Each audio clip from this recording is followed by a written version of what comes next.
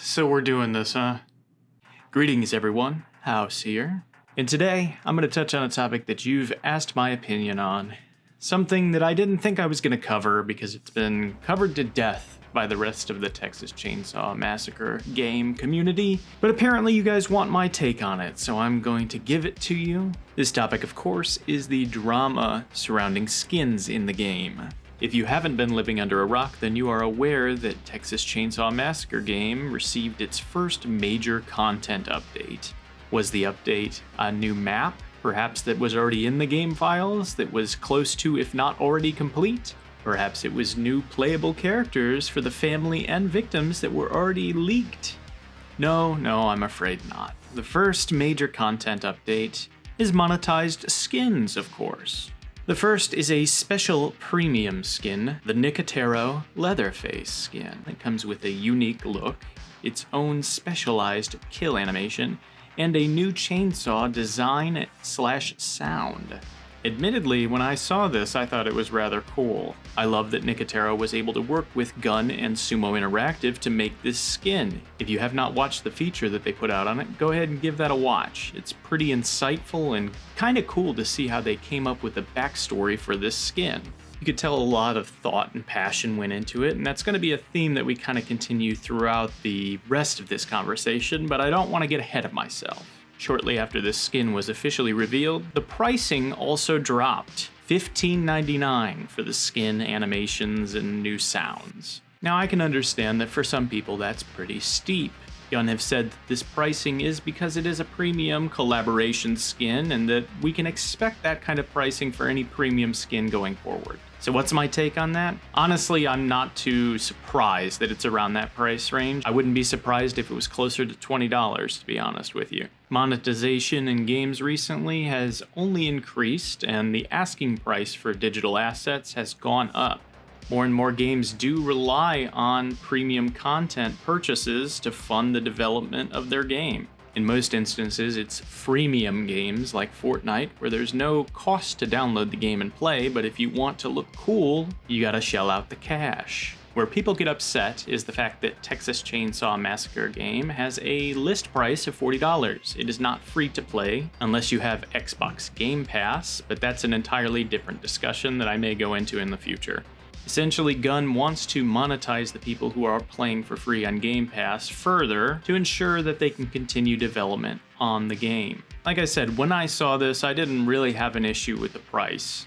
Where things started to get a little fuzzy for me is when we had further announcements on other content coming. Again, no new maps, no new characters, not yet, although you'll be paying $10 per character for any new characters, which is, again, a whole different discussion we may go into in a different video.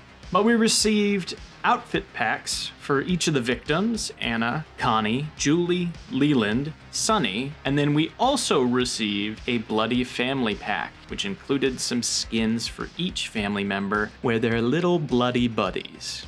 Now personally, I thought I already unlocked the Bloody Family skin by playing the game and hitting victims and getting covered in their blood during gameplay, but apparently I was mistaken. If I want my family members to be bloody, I need to shell out $4.99 for that pack, and then $4.99 for each victim pack that I want. Or you can buy a specialty outfit pack bundle for $19.99, which includes all 5 victim outfit packs.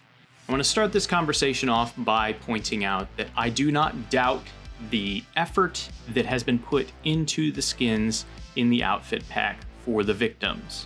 I've seen a lot of people roasting Gun Interactive online because they said it took something like 60 hours for them to develop the skins for the game. This includes research into actual 70s fashion via magazines that they purchased off eBay from the time period. If I'm being completely honest, I admire the dedication to that. Our perception of past decades fashion is skewed by media at the time and in a period pieces set during that era. There was a lot more to fashion at the time than what you see on film or television.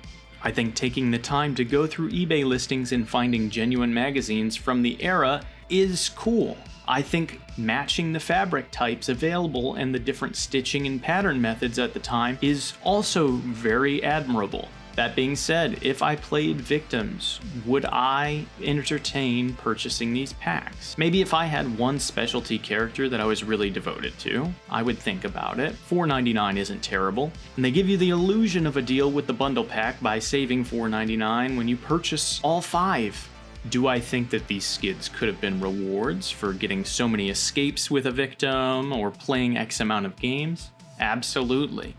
I played Destiny for many years and slowly saw the game I love take things out of the reward pool for actually playing the game and put them into a store for premium pricing. I have been and always will be someone who enjoys earning rewards via gameplay rather than purchasing them, but I understand the need for developers to fund their game. You may not like every skin you're getting with the bundle, but I'm sure you'll find something that you enjoy if you want to purchase it. You can just switch it up every once in a while, you know? It's fun to do. Where I cannot excuse them is the Bloody Family pack.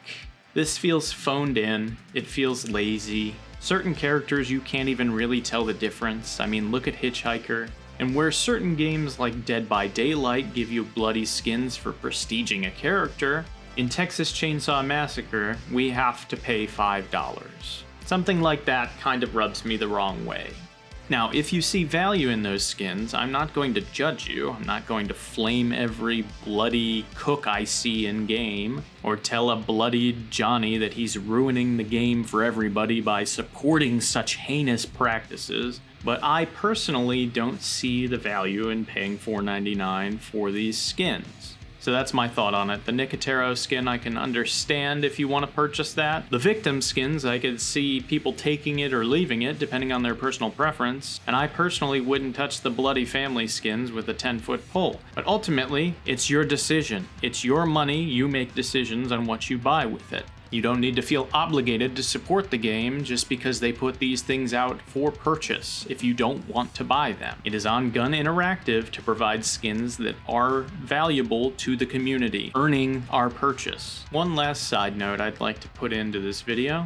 Regardless of how you feel about the skins, if you like them or hate them, I would urge you to rethink your life if you think that harassing developers on Twitter about where they should be allocating their time and resources is a good idea. I understand that you think that the 60 hours used to develop these skins could have been used elsewhere, but that just shows me you have a fundamental misunderstanding of a design team comparative to a level design team, or a cosmetic team comparative to character development. These are usually handled by different people in entirely different departments. Pulling resources from one is not necessarily pulling resources from another, so please reevaluate your conversations with the developers. And finally, you may be asking, well, how can we expect to see Nicotero Leatherface in your next video on the channel? Admittedly, I don't have any money right now to be purchasing digital assets when I have bills coming up and rent due at the beginning of the month. But what kind of soured my impression of the Leatherface skin was when I logged into the game after update and saw over a quarter of the screen taken up by a giant advertisement. It does not move, it does not fade away after the screen loads, it's just there, blinding you with bright red light. I understand you have to advertise to those people who aren't chronically online and don't know that the skin's coming, but come on, this is a bit excessive. And for a developer to say, oh, well, the advertisement's big because everything's big in Texas, really? Really? That's gonna be the line we're taking. Ultimately, I think there's been missteps on both sides with this whole thing. There have been people who have been pretty cruel and ridiculous to developers online. And the development team has been a little tone deaf, I won't lie to you. Putting these skins out before any major update with new things to play since the game came out seems a little ridiculous. I really try to be positive in my videos. I know the last major essays I've done maybe didn't come off fully positive, but I really try to have that spin of positivity and give hope where there is some. But when I see this whole situation and how it's played out with the skins, I can't help but feel a little pessimistic. I'm sitting here asking myself, are they really that out of touch? Are they really that bad at reading the room that they think now is a great time to be dropping all these premium purchases when the community is starved for more content? And then on the other hand, the extreme paranoid doomer side of me is saying that they know that the numbers are going down. They see the Steam charts. They see that people on Game Pass are getting distracted by other games. Is this their attempt to put out some premium content to get a last-minute infusion of cash before they announce that the game is going down? I don't think it's necessarily anything that drastic, but that's kind of where it lets my mind wander, and that's not a great thing. I want to see the things they're adding to the game for free and feel like, hey, I will support them via purchases because they're doing a great job with everything else.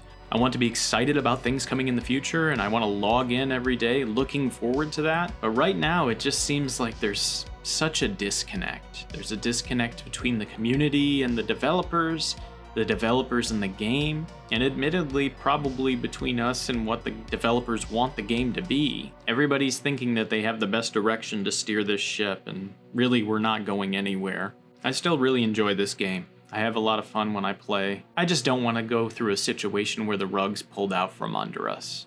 But at the end of the day, that's just my thoughts. What are yours? Let me know in the comments below. Are you planning on purchasing any of these skins? Are there any cosmetics you would like to see come in the future? And if you could add something to the game as a progress reward, like a premium skin for getting 100 executions as Leatherface or 100 escapes as Leland, what would you want that to look like? Give me your thoughts in the comments below.